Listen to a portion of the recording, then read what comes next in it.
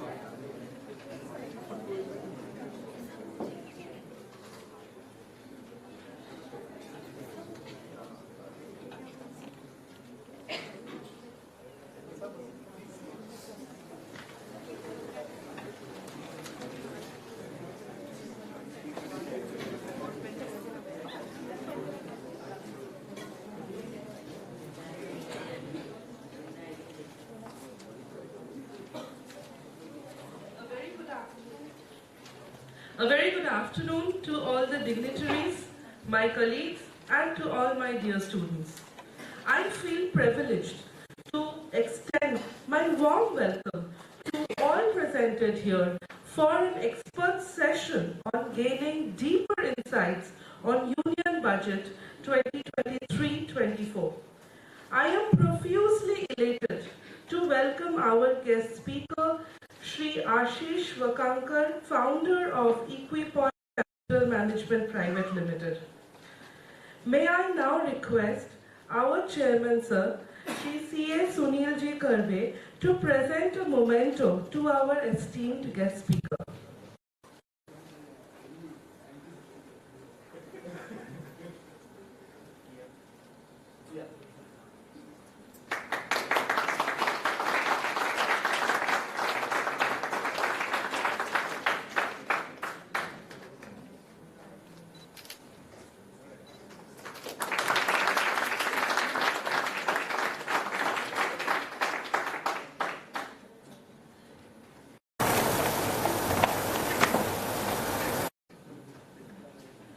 Thank you so much, sir.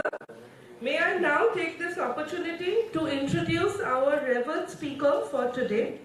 With experience in capital markets of around 30 years and counting, Ashish sir is a tried, tested and trusted financial industry professional. His knowledge and experience spans across equity research, stock broking, offshore funds, portfolio management and advisory services. Sir wrote a monthly column on Indian markets for Fuji Sankei Business Eye, a leading financial daily in Japan. After his earlier roles in Deutsche Asset Management as portfolio manager and head portfolio management services, and Kotak Asset Management as VP and Portfolio Manager for Offshore Funds.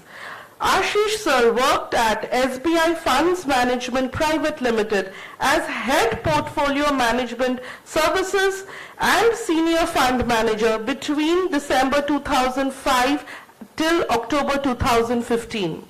He successfully set up one of the largest and highly profitable offshore fund management businesses in India. He launched SBI Fund Management's maiden Mauritius-based offshore fund and managed several India-dedicated offshore funds, of which 2 won RNI awards in Japan for their 10-year performance. His last assignment was with Tata Asset Management as Head Strategy and International Business. He was also Head Portfolio Management Services and Principal Officer. He turned entrepreneur in September 2019 and started Equipoise Capital Management Private Limited, which is a SEBI-registered investment advisor offering investment advisory, offshore advisory, as well as research services. Sir has completed Bachelor of Science from University of Mumbai and holds a postgraduate diploma in management studies from Jamnalal Bajaj Institute of Management, University of Mumbai. He is honorary treasurer at Vakankar Bharati Sanskruti Anveshan Nyas in Ujjain, founded by renowned archaeologist and Indologist Padma Shri Dr. V.S. Vakankar. Sir, we are greatly honored by your august presence today and we welcome you to Kohinoor. I request the entire audience to put together a big round of applause and welcome, sir.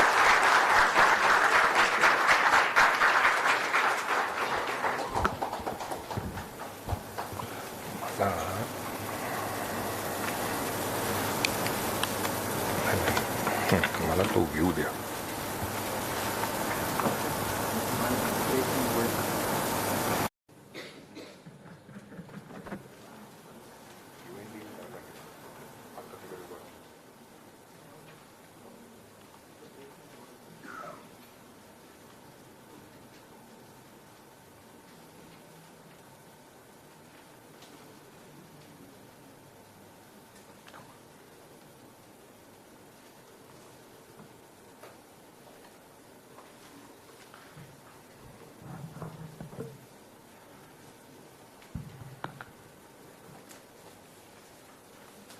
Thank you very much for the kind introduction and good afternoon to everyone.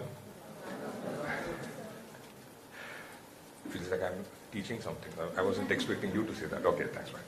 When Sunilji Karve asked me to speak on Union Budget, Finance Budget today, I immediately accepted the offer for a simple reason. I knew there would be something that would be there. I mean, I would personally learn a lot. Last time I was here, that was a time when I was given the opportunity to moderate a panel discussion, and I recall sitting next to a great mountaineer, Krishna Patil. I recall her name, Krishna, right?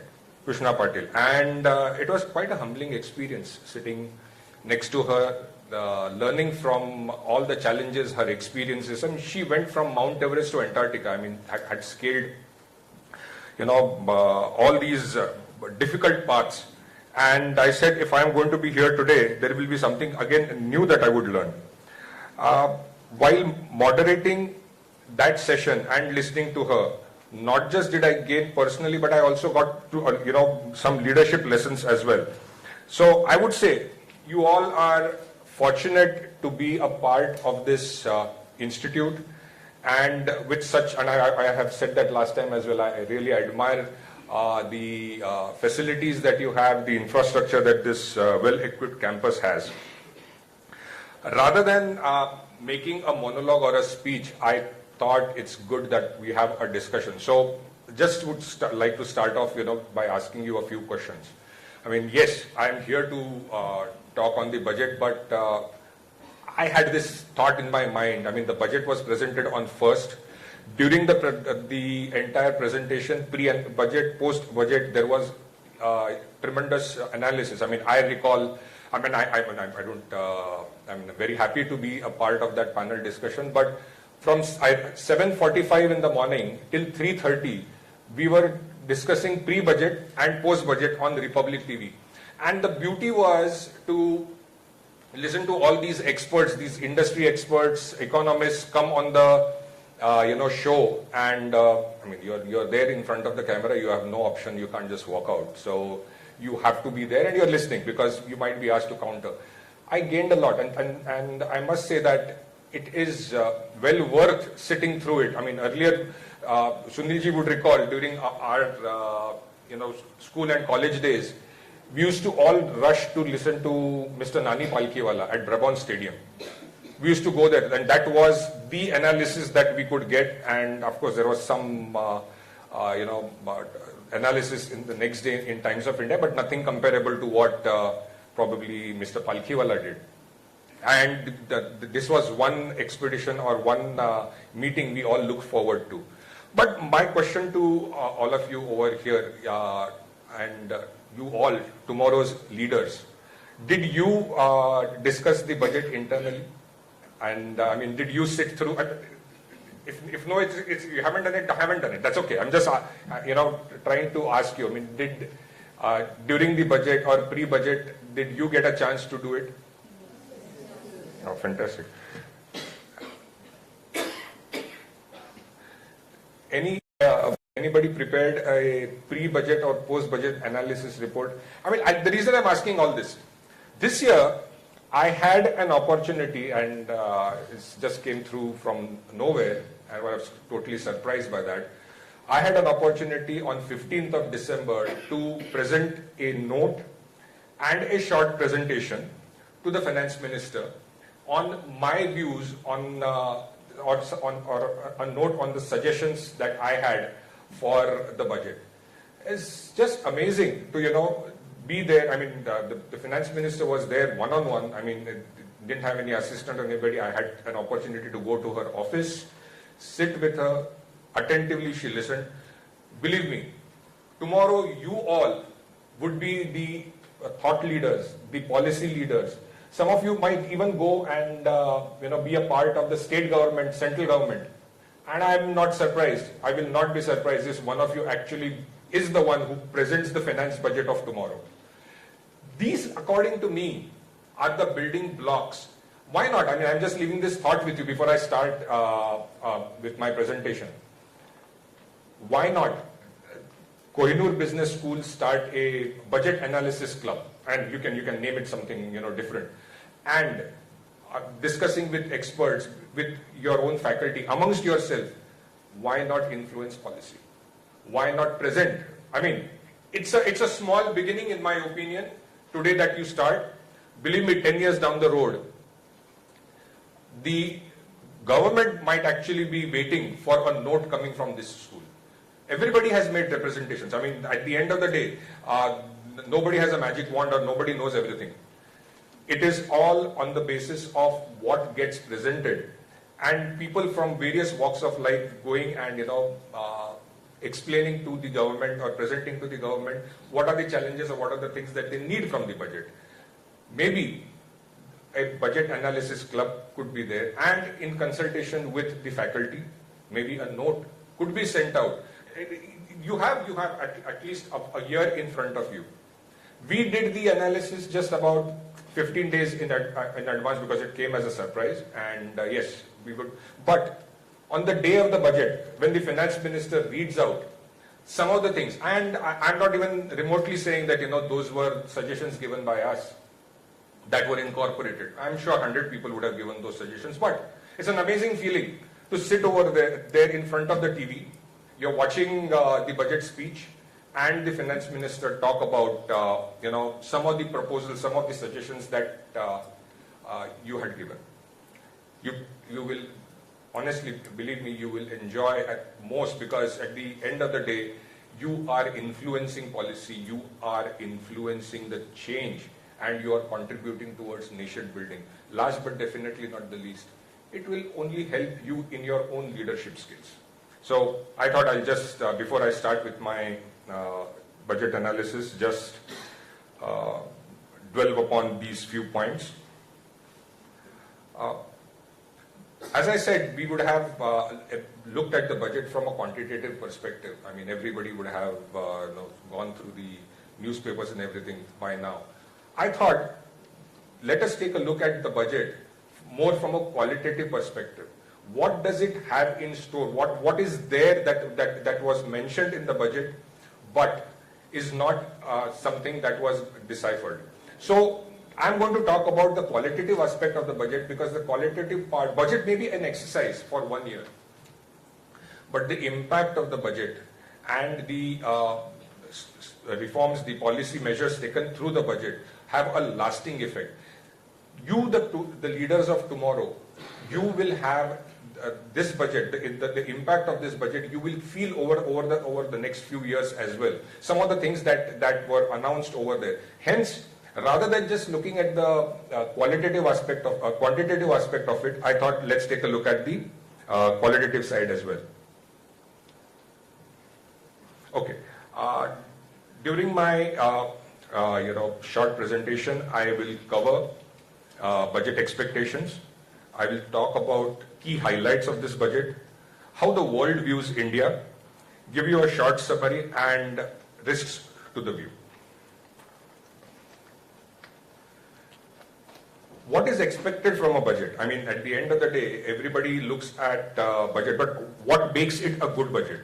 According to me, some of the things that one needs to look at and the expectations that one should have from budget are, does it have clarity on what the economy needs and why? Budget should be balanced. It should neither be contractionary nor expansionary. Budget should crowd in private investment. Allocated expenditures must be in sync with indicated economic needs. Revenue projections and expenditure outlays should be realistic. Fiscal deficit must be reined in absolute terms as well as percentage of GDP. These, in my opinion, are some of the key aspects which make a good budget. Why is budget so important? I just said what makes a good budget. Why is it so important? These are natural questions, and in my opinion, budget cannot be about taxes and freebies, as the Prime Minister says, revenues. It cannot be about that. I mean, I remember during my school days and college days when I used to sit in front of the TV and watch the budget, and some of the experts, stalwarts of those days used to be presenting the budget.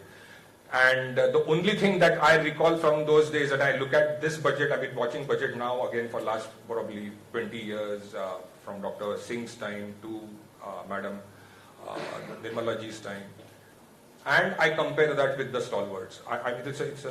It's a no comparison. I mean, all that used to get discussed was biscuits price has gone down, cigarettes price has gone up, toothpastes up to a certain grammage have gone down, beyond that grammage have gone up. This is all. And I used to sit with people in my neighborhood, in my building, and we used to watch, and people used to celebrate when they used to say personal income tax up to a certain slab has been brought down. That is all that they used to discuss. It used to be a laundry list of somebody's grocery shopping list, where the prices movement up and down was discussed, nothing else. Nothing related to policy, so that I can recall, or the aspirations of India, where India should be and will be 10, 20, 30 years from now, and what are those building blocks and what really needs to be done to get India over there. It was even then 100 crore population, growing rapidly, and there were jobs to be created. I don't recall anything, but when I look at budgets of today, they are sharp and focused only on a few aspects, and I'll touch upon them.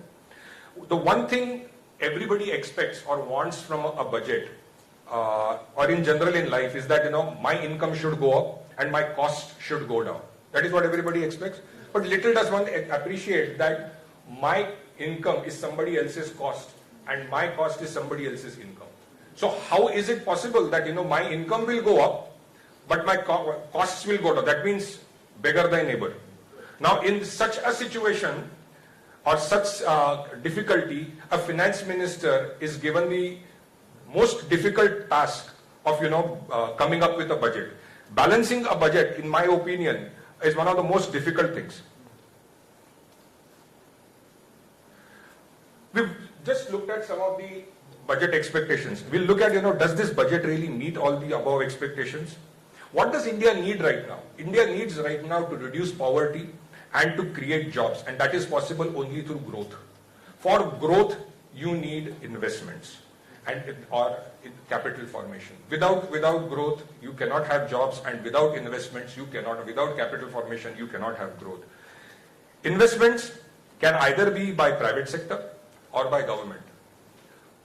We've seen over the last few years, mainly because of COVID, that there was some serious amount of demand destruction, plus you had supply chain issues, which meant that private sector was a bit cagey, was a bit apprehensive, and what we saw during this period is again a good thing, is that corporate debt has come down significantly, making balance sheets of most of the corporates in this country, even the health of the banking sector of this country, quite in a good shape.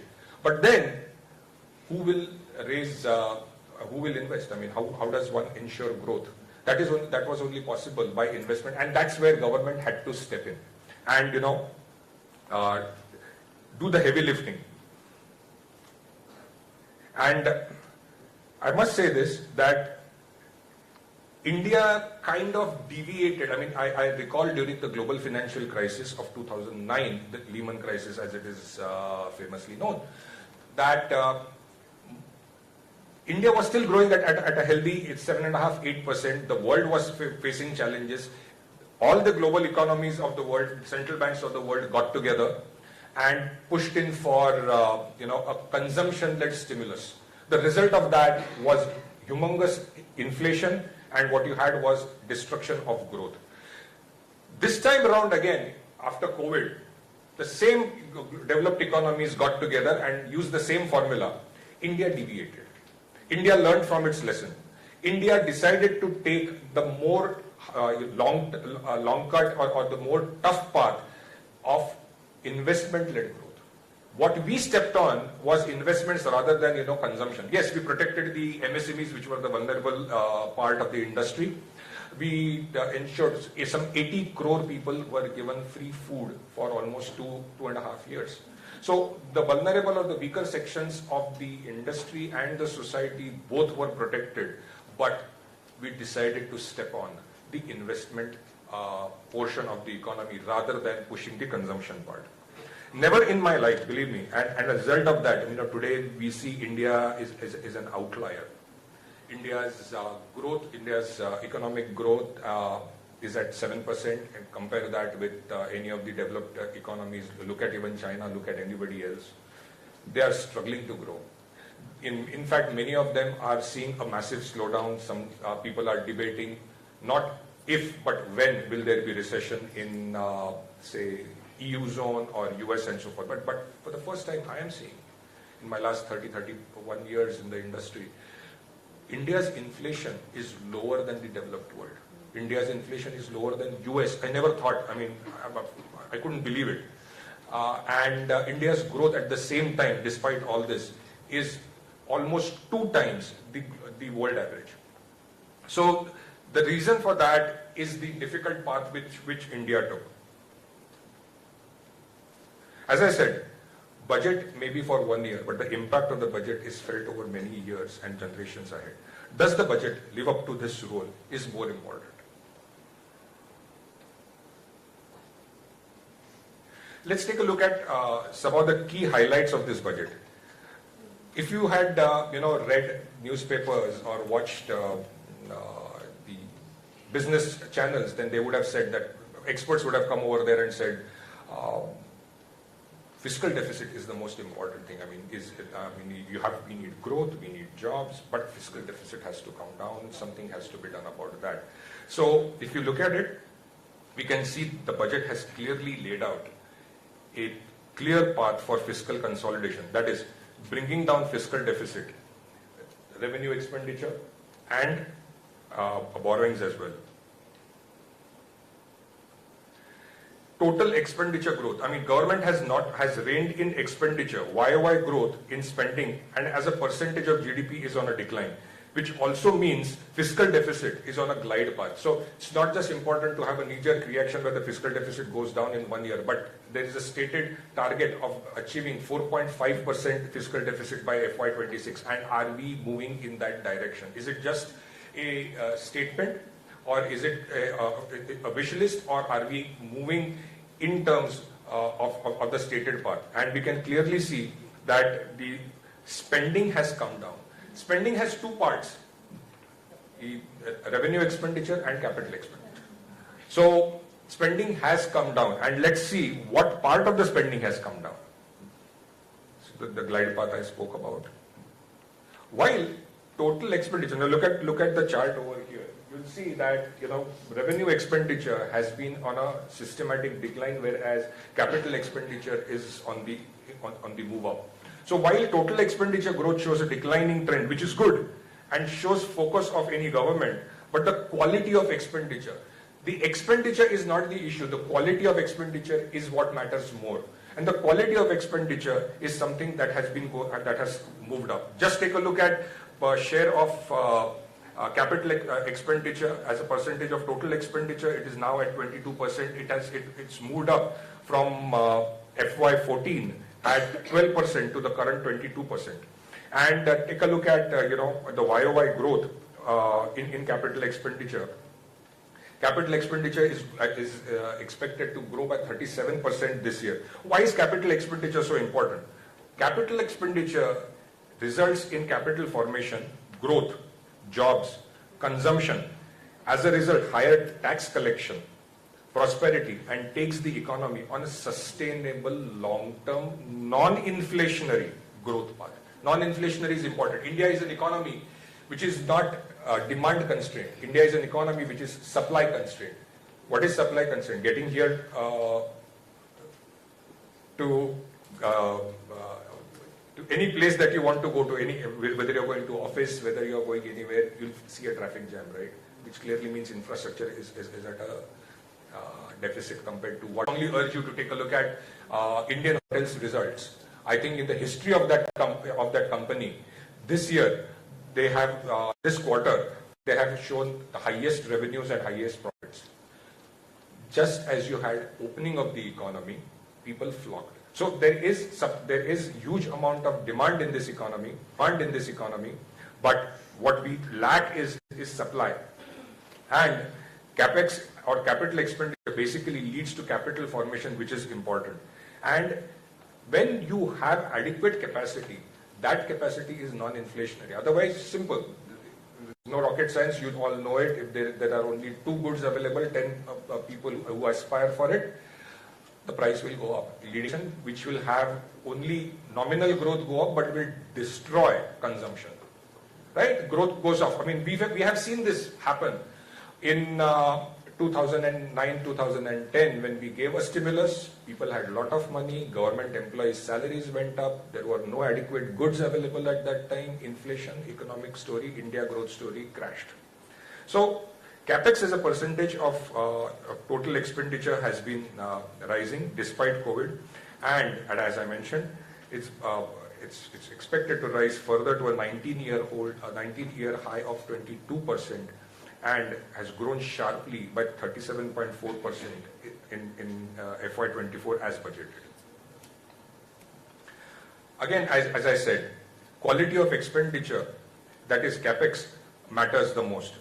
Within capex incurred, government or central government, particularly central government, when I talk of government over here, I'm talking of central government over here, is doing the bulk of heavy lifting rather than leaving it to PSUs. In the past, I mean, you look at this chart over here, the capital expenditure had been high, but bulk of it was left even to PSUs to do, public sector enterprises to do. I firmly believe that the government has a better understanding of the broad picture, and it's best left to them. And let us circle back to the budget expectations point which I had mentioned.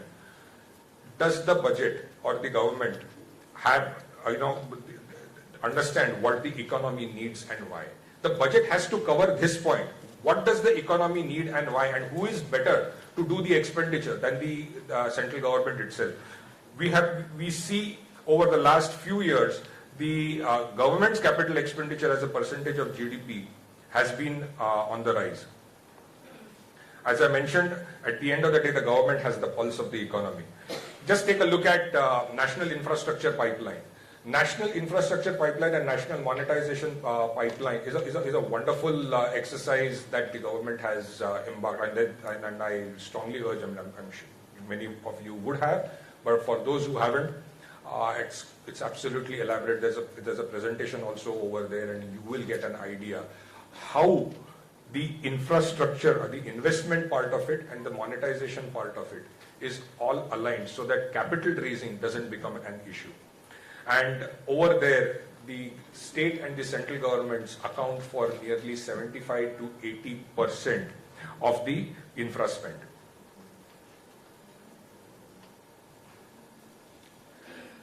Since we are on looking at budget qualitative, and I keep on repeating the word, quality. Quality of expenditure matters most again. CapEx as a percentage of GDP is now double of what it used to be in 2019. If you take a look at it, as a percentage of GDP, now it is 3.3. In 2019, it used to be about just half of that. To give you a number in perspective, cumulative CapEx today that the government has announced of 10 lakh crores is almost equal to the cumulative CapEx incurred by the government from 1971 to 2005. You're just absolutely fortunate to be living in an India where infrastructure, where capital expenditure and these things have taken precedence over everything else. Growth, jobs, growth. That's the only thing that this government and the government of the day talks about. So that's the reason I gave you the number. This is not only a departure from the past, but also something that we moved away from the developed economies. I just mentioned that. I mean, post-COVID, everybody went into consumption mode. We went into investment mode, and the result of that is what you see today. And the reason I keep on reiterating and mentioning this is, again, look at external debt as a percentage of GDP. External debt as a percentage of GDP has come down from 24% to 19%. And within that, nearly 1/3 of the external debt that this country has today is in rupee terms. So the external debt adjusted to that is even down further. Just take a look at these charts. So tax to GDP has improved. I spoke about GST collection. GST collection has been going up at the rate, 1,50,000 kind of has become the norm now. Combined debt I spoke of.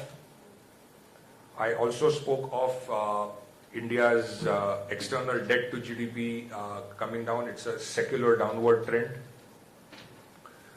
Forex reserves, despite US Fed rate hikes, despite foreign funds being on a sell mode because of various reasons, because of various challenges in their own domestic countries, they've almost pulled out $32–35 billion out of this country over the last 12 to 18 months. Despite that, we've seen there is pressure also on the FDI side or the funding that was coming for startups. Despite that, our forex reserves over the last 2 years to 3 years have seen a secular movement upwards.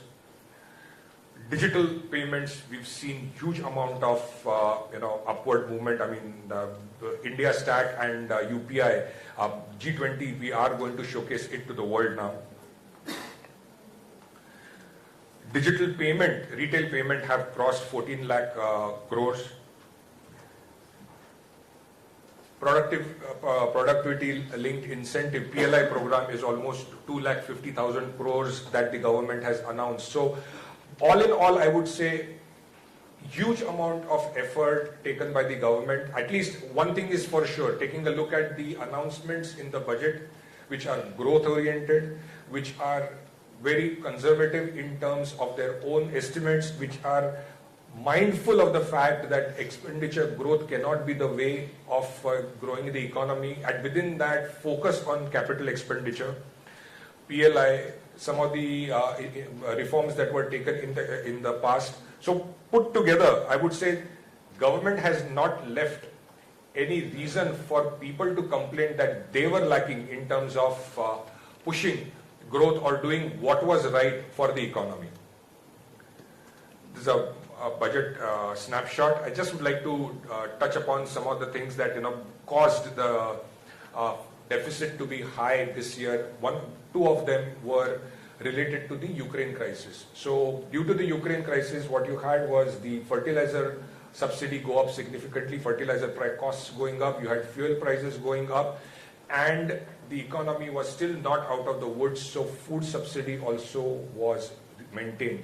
So these factors caused the fiscal deficit to be 6.4%. Otherwise, I think it would have been much lower. I will not be surprised if it is lower again when the revised estimates come out in May. But some of the things that the government has taken initiative, and I think one needs to take a look at, 2,25,000 crores, if I'm not mistaken, is the fertilizer subsidy for FY23. It goes down because fertilizer prices have started coming down now. It moves to 1,75,000 crores in FY24. But I urge you to take a look at something called as nano urea. The reason, you would wonder why are we talking about something so nano called nano urea. The reason is, gives you an idea about the intention or the thought process of a government. Budget, as I said, cannot be an exercise which is just about taxes and freebies. It cannot be about only the numbers, but it has to also cover some of the things that are beyond what was obvious or beyond the numbers. If nano urea is successful, we actually are glaring at the possibility of completely doing away with the fertilizer subsidy, which is close to about 2 lakh crores right now. India imports close to about 35 million tons of urea. That's the consumption. We import 26 million tons, 9 million tons gets produced over here. But these are some of the initiatives. So the point I want to make is, not just the budget, but around the budget, there are so many other things that are happening, including your UPI, your PLI, some of the smaller things like nano urea, so on and so forth, which will result in a huge amount of growth and make India an outlier even in the days ahead. Let me quickly touch upon how the world views India. India is the only large economy expected to grow more than 6% versus an anemic global growth of 3%. This is as per OECD estimates. Let us take a look at what the world has to say about India's growth during Amrit Kal, that is over the next 25 years. India still remains the fastest growing large economy, that too on a current base of nearly $3.5 trillion and expected to touch $26 trillion by 2047, with per capita income from current levels of around $3,000 to $15,000, clearly stating that we will be a developed economy. India's share in the world GDP growth is also expected to rise from 9% to 16%. Two questions that come to my mind over here. Does the government, through budget, comprehend the role it has to play in reaching these heights? That is what one needs to take a look at when one reads the budget. Secondly, if I can squeeze one question thereafter. These are estimates, and you will find them in some of the reports, either by McKinsey, by EY. But where do these experts manage to get and extrapolate these numbers and come up with these estimates? What are they looking at? At the end of the day, these are future projections. They are looking at some of the qualitative aspects that are taking place and using them to see if it continues as a trend, where will India be? Last but definitely not the least, are you all looking at these numbers ready to capitalize on the huge opportunity coming your way? Is a question I feel one needs to ask today. $26 trillion economy, we're at 3.4. I mean, I have lived through an economy where when I came into the industry, I think we were 300 or $400 billion, and we used to say one day we will become $1 trillion economy. Today Uttar Pradesh and Maharashtra and some of the other states talk of 1 trillion economy. We used to say that India will become. World expects us to be $26 trillion economy. That means huge opportunities for each one of you. Let me just give you some perspective over here. People get worried about AI and say we are going to be in a job market. And this is a question I have faced, so I'm just preempting it and just answering. Artificial intelligence, and we probably will end up facing huge challenges as we get into the job market. One aspect, one should remember is that AI is already there as far as your digital products that you use. I mean, you start using something, start messaging someone on WhatsApp, it starts giving you some options and so on and so forth. That's AI. AI in manufacturing, will it be there? What does AI basically need? AI needs scale, volumes. It is basically mass scale is the one, because AI or let's take a look at a manufacturing plant of a car company. You'll see massive robots over there. Today, can a robot be used which has been asked to fix tires? Can he be asked to start painting tomorrow? No, you can't. They have a specific task that has been given to them and they focus on that. AI needs huge amount of expenditure, and AI is only possible when there is massive scale, massive consumption. And the world's largest consumer, that's United States of America, is on a structural decline in terms of the people in working age group. So what you had was post World War II, you had a huge surge that's called the generation called the baby boomers. What you have today is something called as the zoomers. They are the smallest generation. Baby boomers were the ones who were educated, they were in employment, they paid taxes, they were the largest consumers. They are all retiring. Retiring at what rate? Retiring at the rate of almost 100,000. It's almost like 1,000 people retiring per day, and the expectation of that rate accelerating is up to 2034, when you will have close to about 400,000 people retiring per year. In fact, US will need a lot of humans. US will need a lot of people who will come and take those jobs. So AI on the manufacturing side is only possible if there is huge demand and the world's largest consumer is having his own challenges. So put that part aside.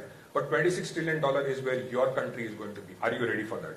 Is a question I leave with you. Summary, just sum it up, and then maybe we'll open for some Q&A, and if you have any questions, please feel free to ask, and if I am able to answer, I will answer instantly. If I'm not, all the more reason for me to be happy. I'll learn, but for sure I will email those answers to madam over here, and maybe she can circulate them.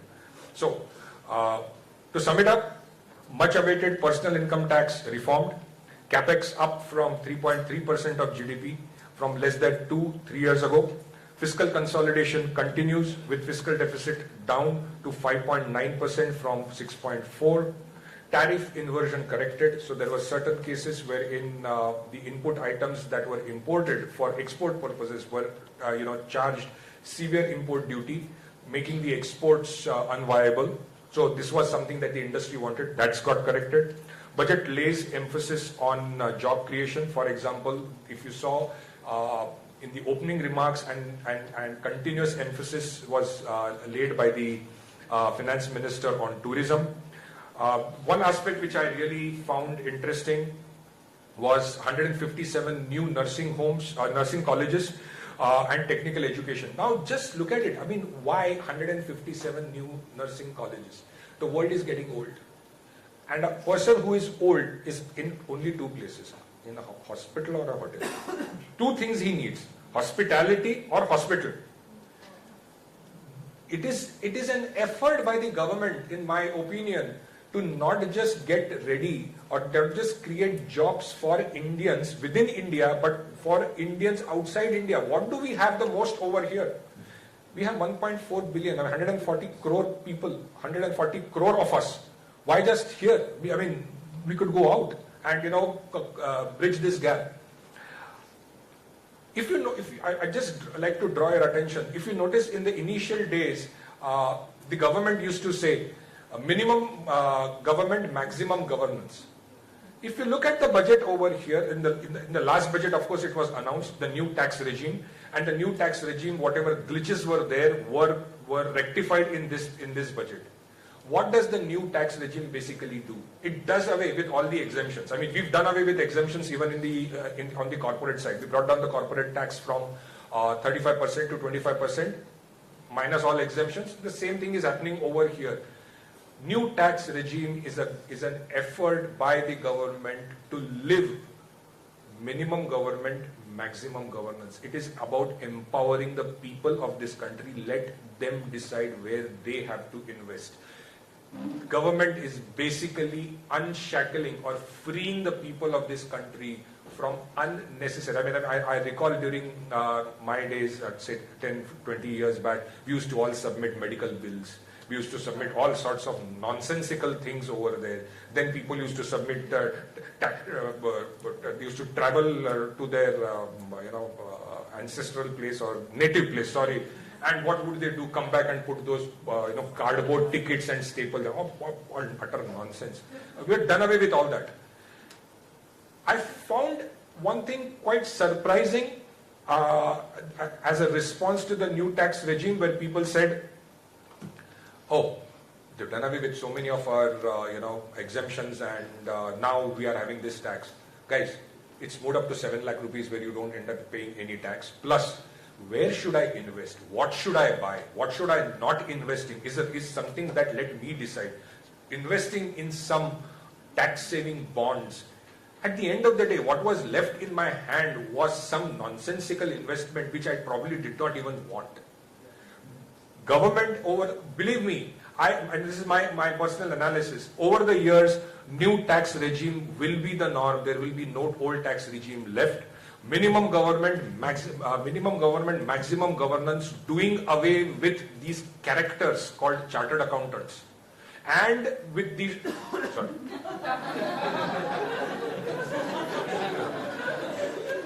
No, I was basically talking about the people who were, occupied in helping people manage the ecosystem. And of course, last but definitely not the least, now since I allowed myself to say that, I will call the system. So you all know what I mean by the system. It's a check on the system. It's one of the ways the government is empowering people and freeing up people. New tax regime, in my opinion, is one of the fantastic things. Of course, we had glitches even when GST was announced. People said, oh, bad implementation. Just take a look at where we are today. 150,000 crores per annum is the run rate. Amazing. Government has huge amount of money to spend on growth, in creating jobs, in creating infrastructure. Vande Bharat, metro everywhere. Just take a look at how things are changing. And where is it coming from? It's all coming from basically making the system more efficient and taking things out of the hands of the system. I spoke about this. Budget, a well-balanced approach at raising investment to fuel growth, which in turn create jobs. Risks, in my opinion, will always be there. They are more external than internal. Geopolitical events, Ukraine, Pakistan, China, whatever, pandemic, some oil shock, inflation coming in, some black swan event that we can't think of. All these challenges are there, but I feel bulk of the challenges are external or have their presence outside of India than currently that we see inside. With this, I would conclude and thank you for your patience. And after this, if you have any...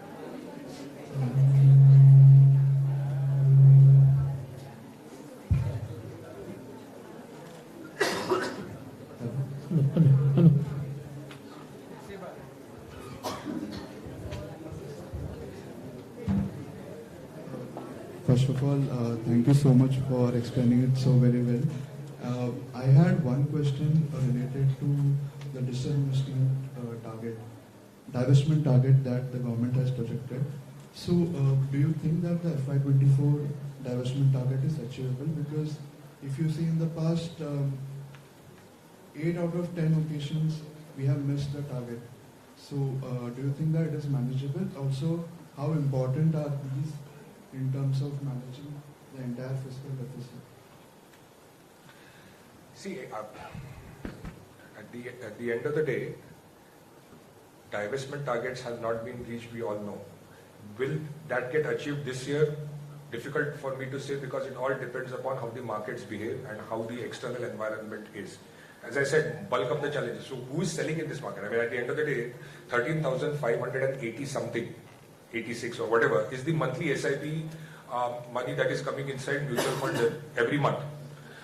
What you are seeing is the foreign fund outflow, making the markets lie where they are. They haven't really moved anywhere. So in such a situation, to go ahead with divestment and to push it is not easy. Divestment needs right environment also, and there is a demand from the industry in terms of the capital gains tax that the foreign funds have to pay. So some of these aspects need to be addressed, but despite the divestment targets not being met, we have seen that the government has maintained a glide path. It is sticking to its objective of achieving 4.5% fiscal deficit by FY26.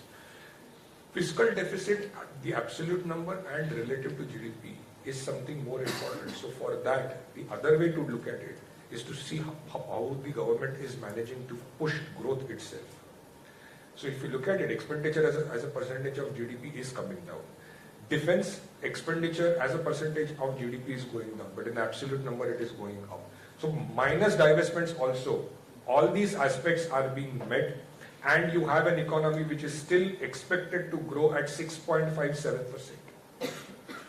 Divestment is important because it fits well with minimum government, maximum governance. Government has no business to be in business is also something that the government has always said. So if you go by that, you need to get, I mean, why would you run a hotel? Why would you run an airline? Why would you run, at the end of the day, it's difficult to put up infra projects. It is, why would you run a refinery? Why would you run a shipping company? It was in those old days that you did it. Now you need to get out.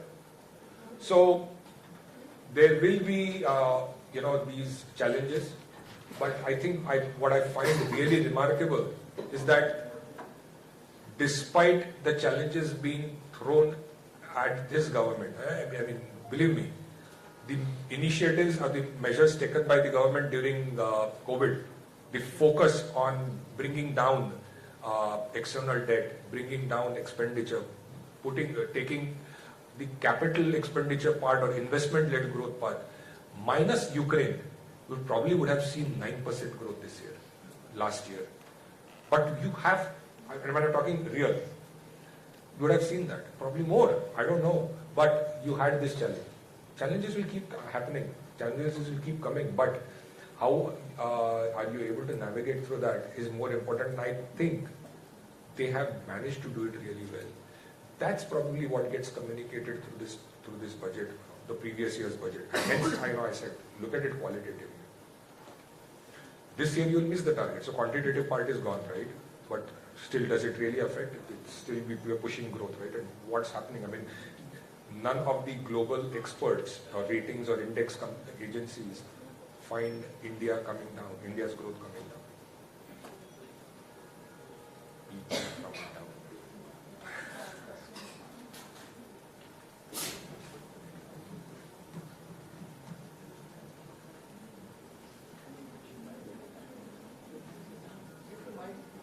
You want to ask questions? Yes. Good evening, sir. Good evening. This is Nikita from Kohinoor Management School. I have a question that will investments in infrastructure will only be the way to progress of the country, or we should find more sectors to investment? Because I think more of infrastructure we are talking about in terms of capex. So as we all know, if we have infrastructure, the thing will be pulled down, like the cost will be pulled down. But do we have to focus on more other sectors? So, take a look at this. And, during my talk, I spoke about this National Infrastructure Pipeline site. Just visit that site. The capital expenditure that you see covers wide, range of sectors. Be it railways, be it ports, be it airport, bulk of it. I mean, it's a laundry list over there. I agree with you. There are two things that are required over here for growth. One is infrastructure, and second, you need to invest in job-creating businesses, job-creating sectors. That is more important. But if I once start, the idea is, the concept is of crowding in.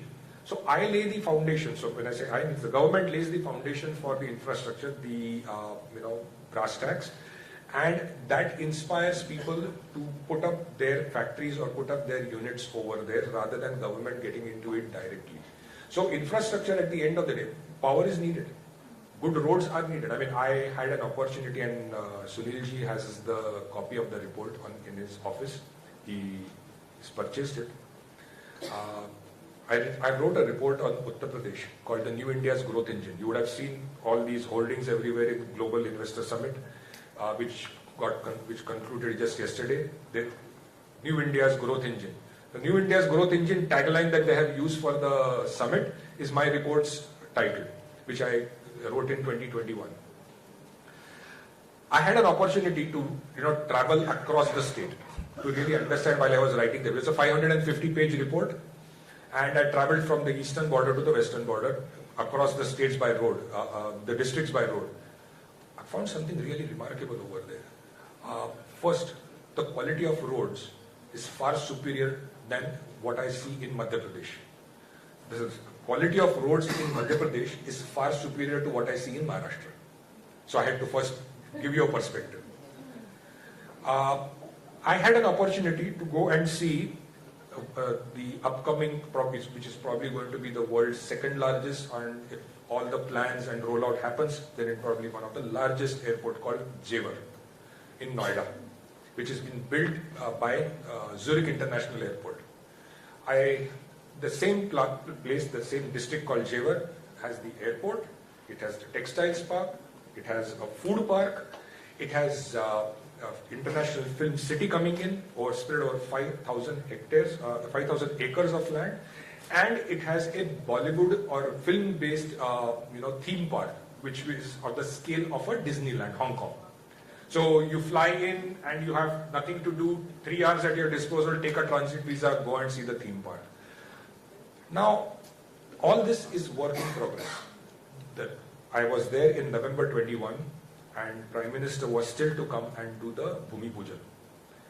But the roads, the street lights, the plants leading to those projects were all planted. I was like, I'm in the middle of nowhere. I just see on either sides fields, farmers over there. And I said, these farmers are basically vacating because the land has been sold.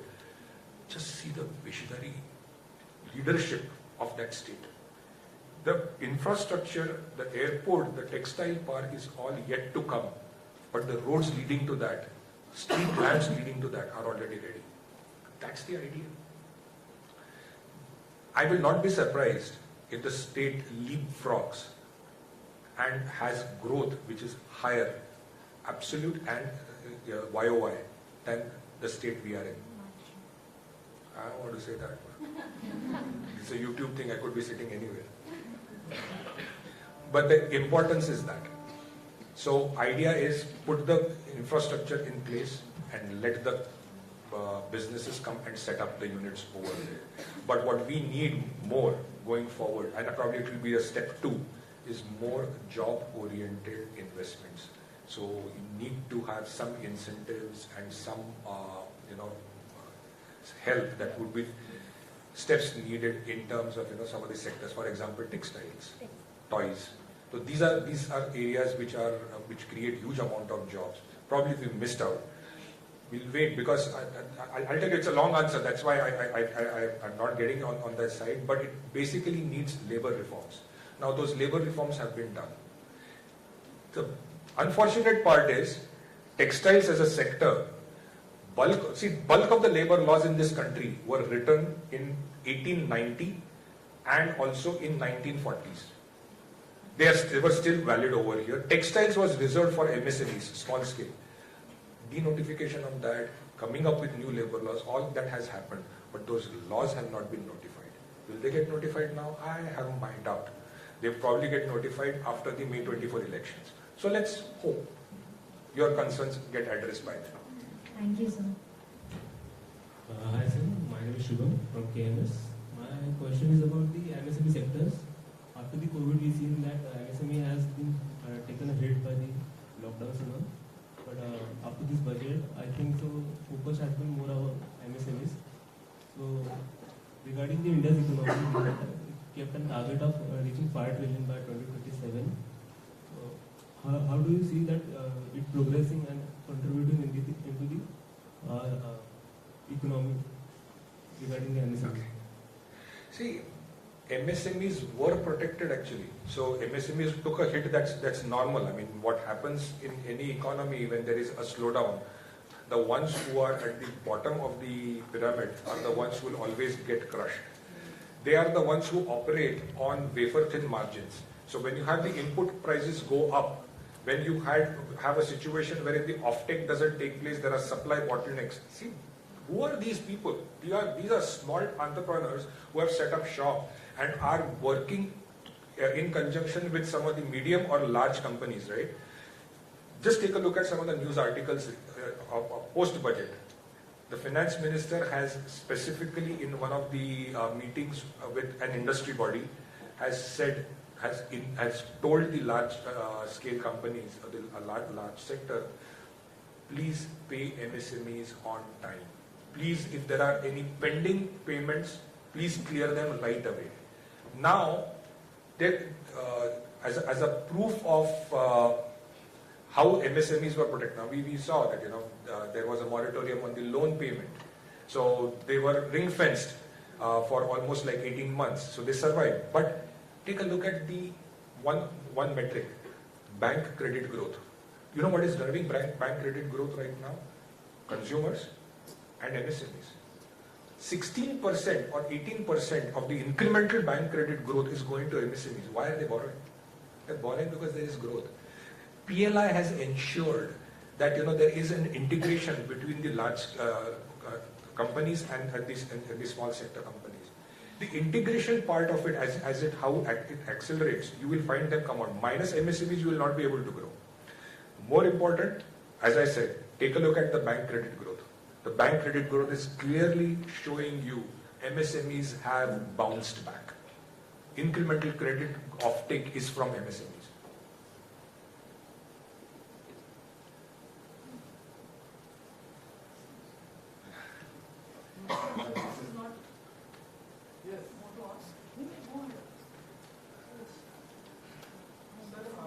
We got an opportunity to become a part of the budget talk which occurred at the NHC.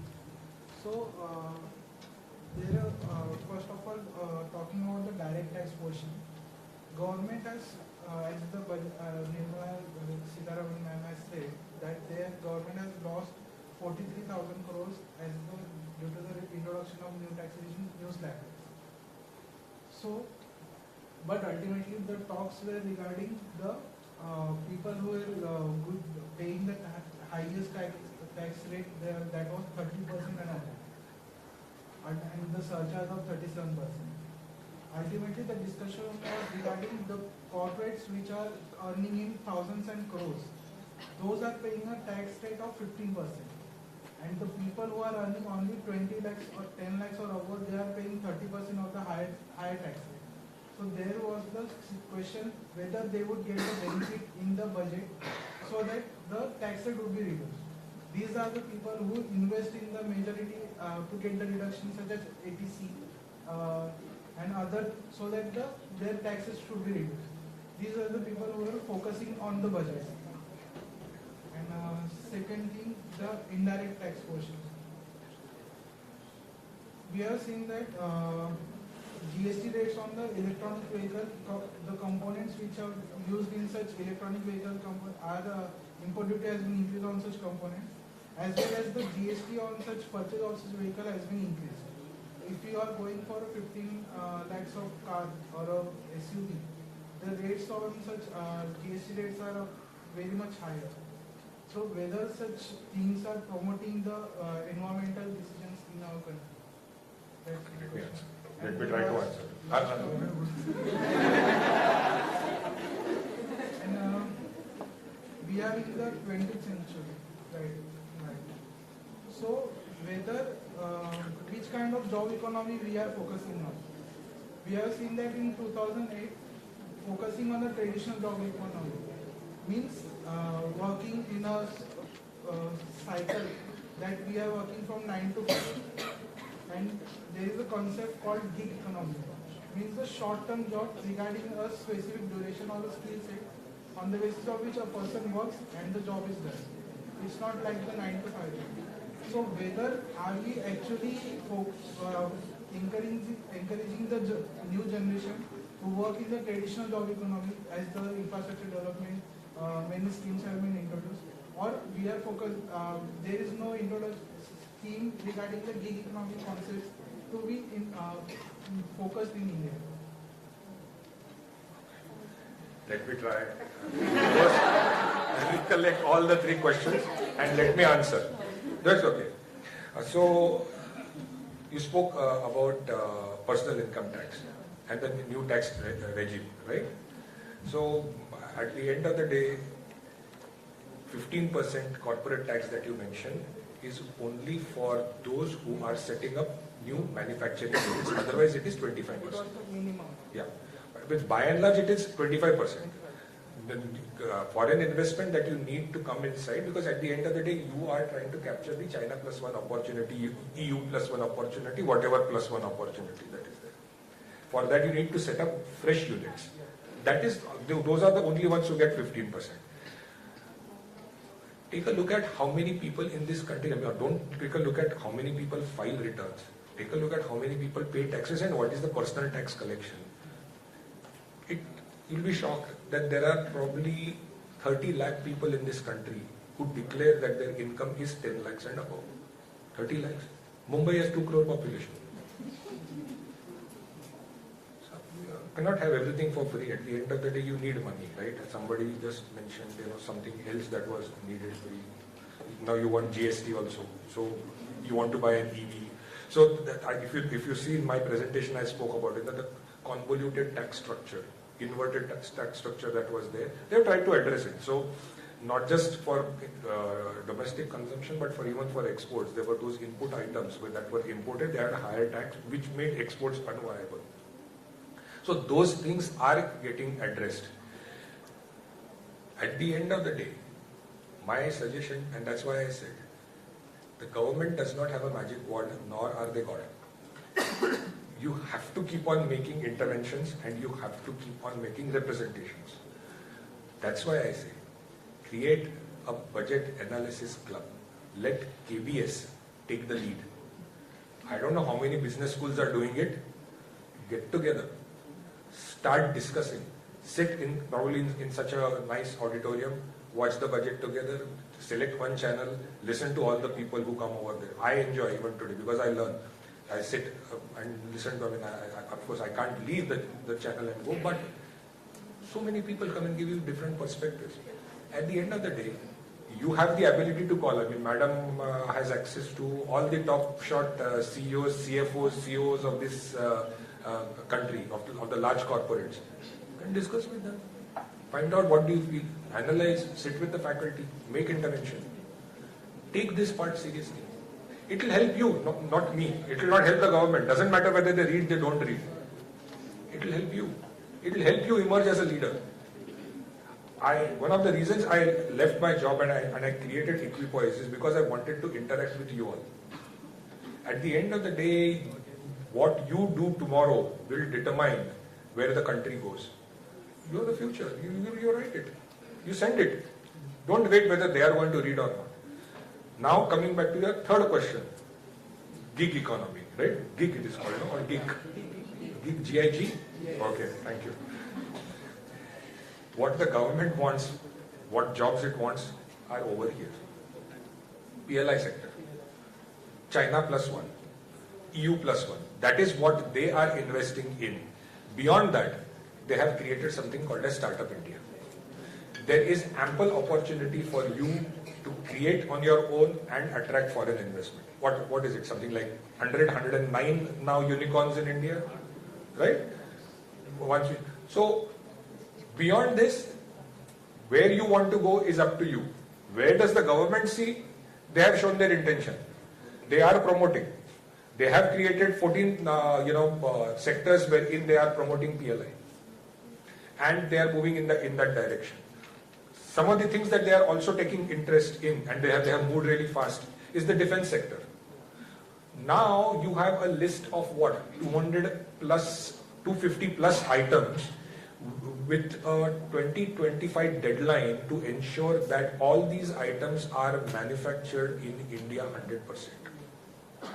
Just see what is happening to some of the companies in the defense sector. All of them were probably languishing in just 3-4 years back. Today, take a look at the revenue growth, the profit of these companies. I should have given this disclaimer. I spoke about this company called Indian Hotels. I don't own Indian Hotel, nor have I advised any of my clients about Indian hotels. Defense sector, yes, I do have a personal interest and have advised my investors, clients also.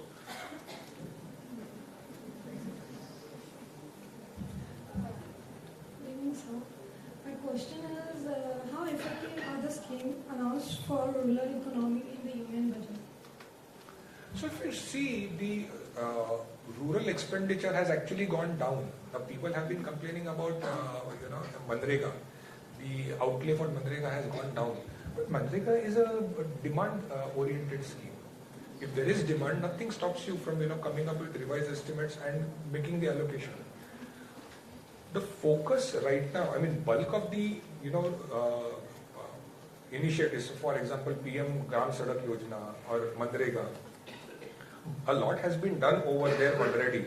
We've seen in the first 5 years, or you had, Ujjwala gas, you had Bijli bulb in the house, you had, roads that were getting built, Awas, toilets.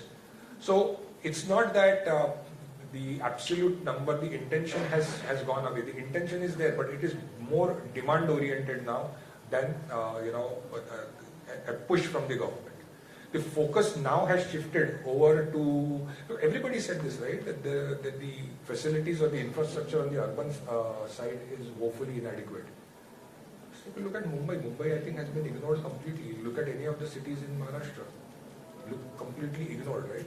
So that part is getting plugged, so that you have enough growth that comes out of debottlenecking all these places. You have to. Yes. So you spoke about the growth that India is poised for, and you touched upon the fact that US will need more people for jobs. Okay. True. So we've crossed a very important 75-year mark. I want to know your projection about where India will be, where you feel India will be in 2047, given these dynamics now. It's very simple actually to do, because at the end of the day, just figure out what is the growth projections that are there. So if you look at this number over here, and I have no reason not to believe this number. Yes, this one over here. If you look at the projections, because no point in how much am I going to deviate from this number? I mean, somebody says it's going to be 8% real growth over 22 to 25. If you do an average up to the Amrut Kal, it comes to around 5%. The government or RBI's own estimate or comfort zone for inflation is 4 to 6% band. 4% is very plus minus 2. So assume the inflation is at 4%. Inflation is, I don't expect it to be low in a growing country, an aspirational country like India. So 4% and average is 5%. You'll get a nominal growth of 9%, right? Up compound kar lo. At 3.45 into 1.9 raised to 25, you'll get a number of 26 trillion. That's how I am doing it. Because how do I figure out, whether EY or any of the Wall Street majors or even RBI's own projections, whether they are right or wrong. I'm not getting into that zone. But for sure, I know one thing, that in a country like India with 140 crore population, getting a 5 to 6% real growth is not difficult. And just take a look at things around. Have we crossed all the thresholds? I mean, are we a mature economy? Are we an economy where penetration levels have crossed? Take a look at housing, take a look at white goods, or take a look at mutual funds. When I say mutual funds, I'm specifically talking about financial savings. The penetration levels are anemic. We get 8%, 9%, 4%, these kind of numbers. Take a look at mortgage as a percentage of GDP. Those numbers are also anemic. Compare those numbers with the global averages. Take a look at insurance penetration and compare that with the global averages. Take a look at a simple thing like tax as a percentage of GDP and compare that with the OECD average. We are rejoicing today that we have on an expanded base 11% as tax to GDP ratio, which is good. I mean, it used to be much lower than that. If you go back 10, 20 years, it used to be 7%, 8%. We've crossed. But compare that with OECD averages, compare that with some of the developed. So we are talking of India becoming a developed economy, right? So you will cross at 20% because OECD average is 34. By and large, most of the consumer durables, cars, whichever product that you look at, the penetration levels are in double digits. So that part of consumption is yet to happen. People are still going to buy. Plus, here is a country of youth sitting right behind you. There is yet to start consumption. Whatever consumption they have done so far is a cost on the parents. They will start earning and they will start consuming. That is yet to happen, and we are still growing at the rate of at least say 2%, right? Achieving 6%, I think it's doable. As I mentioned about the freight is there. So along with that, we have seen the pattern every year about the low river scheme by the loan waiver scheme by the government, mainly for the farmers or something like it, like a consumer fee, so which has a negative impact on the economy somewhere. So what might be the alternative ways to tackle such conditions or situation for that? I haven't heard a single loan waiver scheme in the last 4 or 5 years. It happens around like new government aati hai, there is a formation of new government, then they said No, see, I'll tell you what. You're right. Probably, history textbooks would have told you this about freebies and loan melas and all that. There used to be, I don't want to take names over here, but there used to be some politicians from the northern side of where people used to talk of, loan waivers. This government has been talking about, and rightfully so, I mean, somebody who has been in power for 8 years cannot talk about what I will do. He will have to talk about what I have done. So this government talks of performance. I have seen that right from day one. Minimum government, maximum governance. Government has no business to be in business. No remedies. I haven't seen any remedies given. I cannot call COVID-related measures as remedies at all. Those were humanitarian efforts made, and rightfully so. So this government has not done it. Who is announcing them? Those who want to get into power are doing it. Plus there are certain state governments who have moved to old pension scheme. Well, people in this country are not fools. They are seeing what is happening in Pakistan. There was a time, probably in the 70s, when the economy of Pakistan was greater than the economy of India. They were growing at a even faster rate. People, there were experts, there were rating companies, agencies which used to say that they are going to be a miracle economy. Remedies have brought them where they are. They are, I think, 3 days of worth of foreign exchange with them right now. Right? We see around us. Just one more number I'll give you. Bangladesh. Bangladesh's per capita GDP had touched India's per capita GDP just a year or two back, and they were considered as a miracle economy, textile export hub, so on and so forth. And people were singing. They are also standing in queue in front of IMF. And who's guaranteeing that? India is telling IMF, don't worry, उसने पैसा नहीं दिया, ऐसा नहीं होगा, मैं दूंगा, मैं हूं ना. Correct? Same is the case with Sri Lanka. Pakistan was denied, Bangladesh got, Sri Lanka also got. Everywhere India aspect is there. What caused this? Freebies. People in this country vote differently, have matured. Indian electorate, Indian voter has matured, in my opinion, over the last 10 years. He votes differently at the center and state and municipal election, in my opinion. So I haven't really seen, these kind of loan melas as they were called during my college days. The example is about Delhi government, which gets somewhere does it about the high time it does not to pay the. So there is a kind of things happening state-wise. See, cannot extrapolate one city which calls itself a state and then compare that with a country. Right? There will always be these outliers. There will always be these people who will want freebies. Read India's history. India was never won by the invaders. India was lost by insiders. Remedies were the reason. People are getting awakened. People are reading. You guys are lucky. You have YouTube. You have so many, and there are a lot of people who come and explain. So I wouldn't push. This logic of Delhi across. Yes, there is one more state where it has gone, but as I say, people vote differently. So last question from my side. Since I've studied about the power sector, so power sector is focusing on green energy, and like 3 lakh crore has been invested this time by the government to meet the net zero goals. But the fact is that green energy is not sufficient to meet the daily requirements of the population of India we have. So how can India manage its the energy requirement with the sustainable energies and not returning the investment till the time sustainable energies are not returning the investments? How we can manage a net zero as well as the fiscal deficit which we are facing, because power is a very huge sector and a very large investment has been done in the power sector.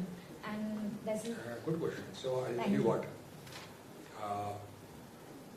If you look at the projections that are there available in terms of, so it's nice, we talk about green energy, we talk of renewables, wind, so on and so forth. But even then, even after say 10 years, we will still have a significant portion coming out of coal. It will go down, but it will still be there. My interactions with the experts in the power sector, and what I do for a living is invest people's money, right? So I speak with them. But I understand nuclear towards embracing and putting large capacities on the nuclear power side. When does that happen? What causes it? I have no idea.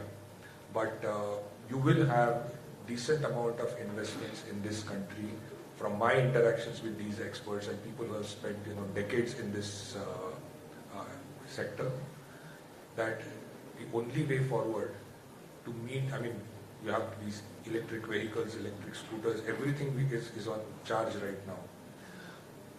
Huge surge. I mean, we are going to see nearly 3 to 4 times surge in the power consumption. I'll just show you one chart which I have.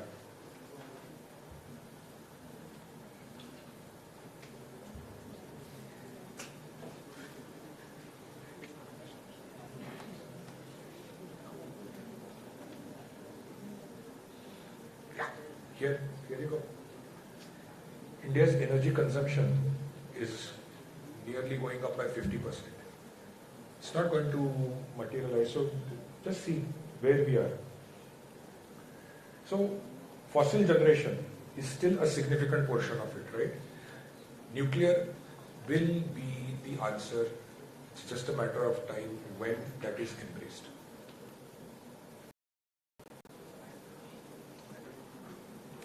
So the current FY23 estimated fiscal. So the current fiscal deficit is around 6.4% of FY23.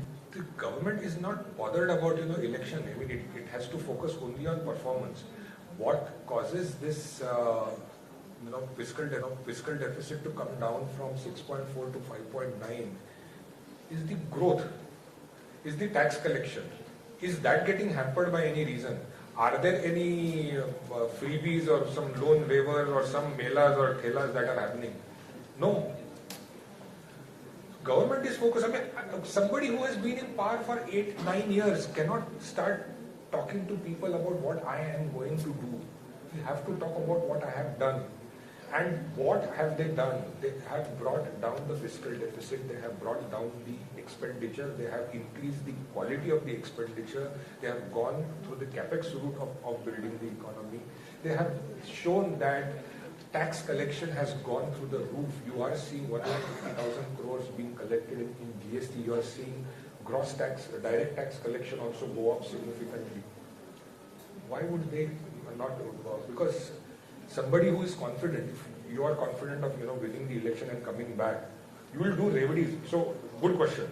In my opinion, I look at the tax collection numbers, I look at the growth estimates, which are conservative. I think 5.9, in my opinion, is. I won't be surprised if they, beat it on the lower side as well. I won't be surprised if it is 5.6, 5.7, or even lower.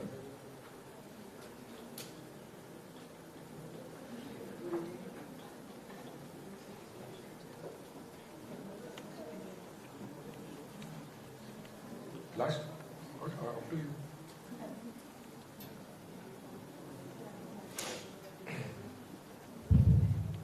Good evening, sir. I'm Amit Gupta from Kohinoor Buisness. So my question is regarding is lack availability of land, scarcity of land is affecting to stock contribution in India's GDP. Like sir, I have studied about textile sector. So basically textile sector raw material comes from agriculture sector. So agro-textile crop farming is also like farming which contributes to textile sector for making a yarn and cultivating finished goods like clothes and curtains. So sir, as per India's population is very high and there is also India need consumption for food and also like wearing of clothes. So it is very difficult to like do the farming of equal like agro-textile crop farming and also like food crop cultivating farming.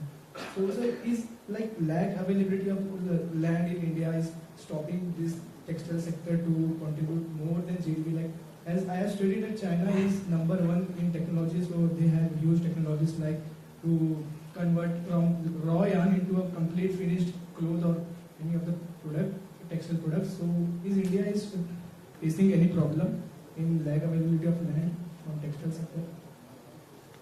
See, I already answered this. The basic problem why textiles hasn't taken off is because of labor laws. This is a sector which was reserved for MSMEs and small scale units. Labor laws, as I mentioned, were written in this country with a complete socialist bent in 1890s and 1940s. We haven't seen changes to that. Whatever changes have been done now which are pro-industry have yet to be notified. Once they get notified, I think you'll have these issues addressed. But it's got nothing to do with land availability or crop cultivation. You just need to put scale. India missed that opportunity for which it fought, and the opportunity was lapped up by actually China. And China set up huge, manufacturing units. Something that, so let me take you back to the era where Europe had set quotas for, textile exports and textile manufacturing. India fought for removal of those quotas and said that, with these quotas, industrialization in developing economies, countries like India is getting hampered.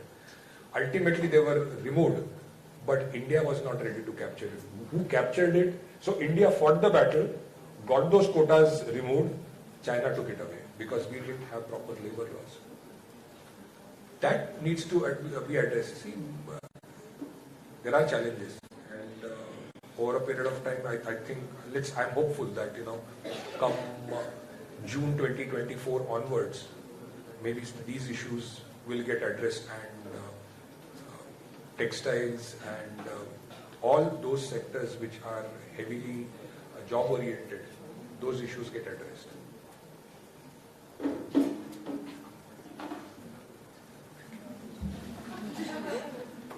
Thank you. Shut it.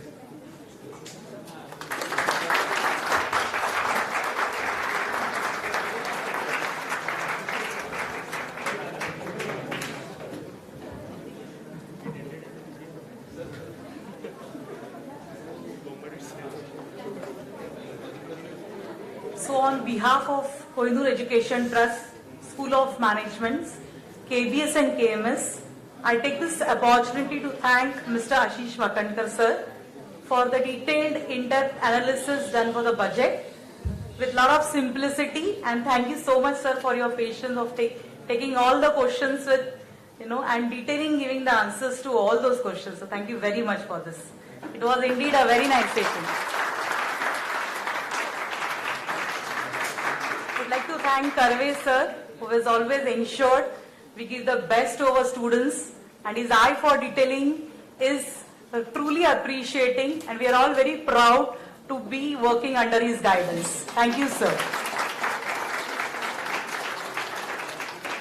Thank you, Dr. Shwetlana ma'am, Director KBS, also Dr. Sandeep Sawant, Director PGDM, for conducting this event. All my faculties, staff, and all the organizers here, thank you very much. And special thanks to the students for ensuring the story started for just in a lecture where they said we really need to understand the budget. And with the students got themselves formed in the groups, each one doing a sectoral analysis.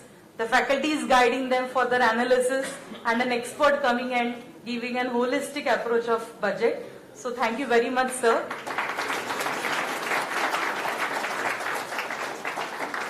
Once again, thank you all to be a part of this event. Thank you, sir.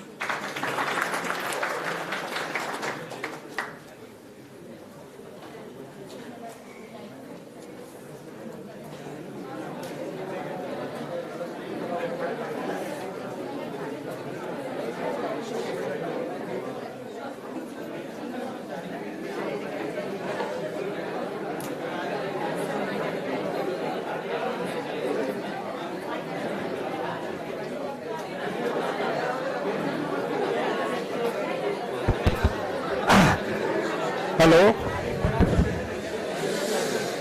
I have the pleasure of going through the detailed report which Mr. Wakankar has made on Uttar Pradesh. You know, it's a very elaborate report. I had bought it for my personal consumption and understanding.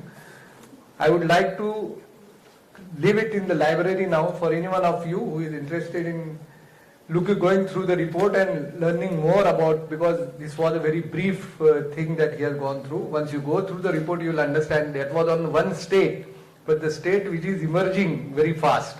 So you know that you have to understand how the India story is going to be. So I will leave that in the library for all of you. Thank you.